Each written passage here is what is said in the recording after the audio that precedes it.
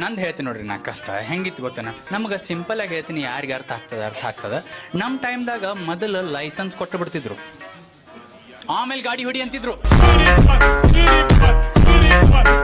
ಅದು ಚಲೋ ಅಲ್ಲೇನ. ಈಗ ಯಾರ್ಯಾರು ಎಷ್ಟೆಷ್ಟು ಗಾಡಿ ಹೊಡಿಲಿಕತ್ತಾರ ಗುರ್ತೇ ಆಗಂಗಿಲ್ರಿ. 4 ಗಾಡಿ ಒಮ್ಮೆ ಹೊಡಿಲಿಕತ್ತಾರ ಅವರು, ಗುರ್ತೇ ಆಗಂಗಿಲ್ಲ, ಲಿಂಕ್ ಹತ್ತಂಗಿಲ್ಲ. ನಾವು ಎಷ್ಟನೇ ನಂಬರ್ ಗಾಡಿ ಅನ್ನೋದು.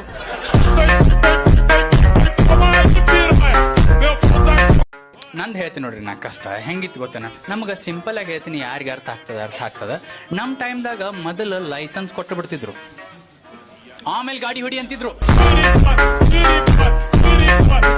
ಅದು ಚಲೋ ಅಲ್ಲೇನ. ಈಗ ಯಾರ್ಯಾರು ಎಷ್ಟೆಷ್ಟು ಗಾಡಿ ಹೊಡಿಲಿಕತ್ತಾರ ಗುರ್ತೇ ಆಗಂಗಿಲ್ರಿ.